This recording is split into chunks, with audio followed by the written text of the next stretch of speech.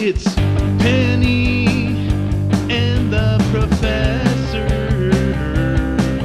What's new? What's new? What's new with you? When Penny has a question, the Professor has an answer. She likes to help out everyone. That curious penguin asks all the right questions to help us all learn right along. It's Penny and the Professor. It's Penny and the Professor. Here's Penny. Hi everybody, today we are on lesson 14. Can you believe it? 14, that's a pretty big number. We're doing great. So we're still learning about the book, Last Stop on Market Street, and today we are going to practice our song that we've been doing. So we've been practicing reading and doing the motions to our song, The Wheels on the Bus, because our book is about a bus ride to the last stop on Market Street. And so we have our bus here, Penny's little bus here, right, that actually lights up and sings, which I'll show you when we get through the whole song. And we have our words that we've been practicing reading. And so today we're going to talk about what the bus driver in the book says and also what he does. And so the bus driver in this book, his name is what? Does anybody remember what his name is?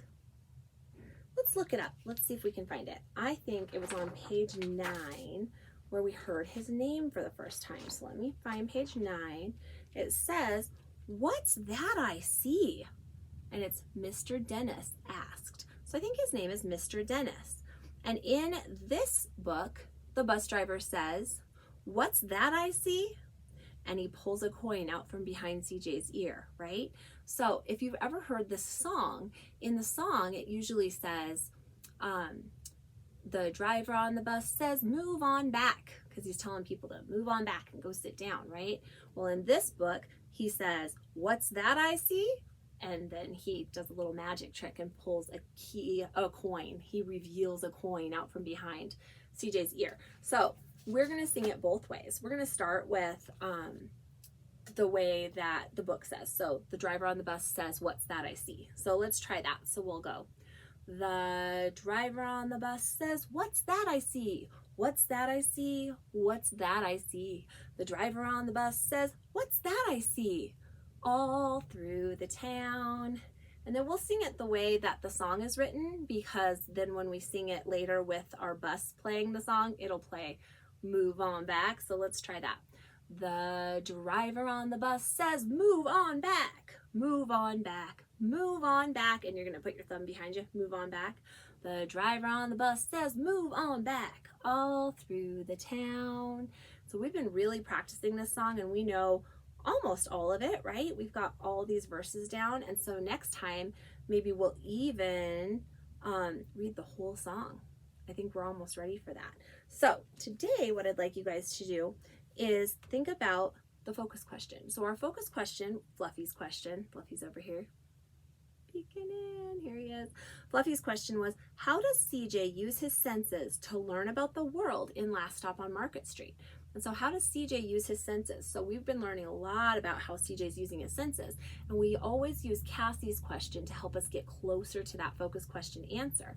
And Cassie's here today, and she has her content framing question for us. Cassie, how are you?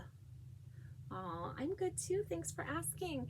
So Cassie's having an amazing day and she is ready for us to do a deeper exploration. So her question is, what does a deeper exploration of the words and pictures reveal? And we love that word, right? Because that means it comes to life. It makes something show that we hadn't noticed before. It's really a cool word.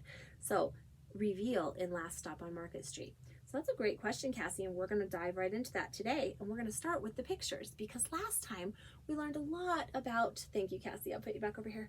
We learned a lot about the author and about the author's life and growing up, and that he's a creative writer, and we learned a little bit about that. So today I'd like to take a look at the illustrator of the book. Now, an illustrator is the person who draws the pictures in the book or creates the artwork in the book so that you know what's happening in the book. And so in our book, we have the words by Matt De La Pena, who we talked about last time. And this time we're going to look at the illustrator, the pictures, who are by Christian Robinson. And I don't know if you remember, but at the back of our book, in the inside back cover, there is a section that we read the top last time where it talked about Matt De La Pena. This time we're going to look at this bottom part that has Christian Robinson, and it has a picture of somebody in this picture. We're going to see who it is when we read about Christian Robinson. So it says, Christian Robinson grew up riding the bus with his Nana, just like CJ. He would often daydream during commutes through the city and make up stories as he watched people go about their busy days. Today, Christian is very happy telling stories with pictures as an illustrator living and working in San Francisco. So we knew last time that Matt De La Pena lives all the way on the East Coast, while Christian Robinson lives all the way on the West Coast, and we live in Wyoming. We live right in the middle. And I don't know where everybody lives that's watching this video, but my class and myself, we live in Wyoming. So we're kind of in the middle of all the way where Matt De La Pena lives and all the way where Christian Robinson grew up in San Francisco. And so I'll show on the map where our illustrator lives, Christian Robinson, in San Francisco compared to Wyoming. And so you can see that the green is Wyoming, the circle, and then the red is where San Francisco is, where Christian Robinson grew up. So I noticed some things, though, that he said that were interesting to me, like daydream.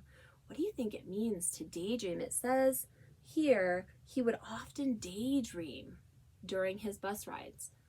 What does that mean to daydream? I mean, I thought, Penny, what? You're right, Penny. I thought that too. Penny said she thought that you only dream when you're sleeping. So what do you think it means to daydream, or to dream in the day, maybe?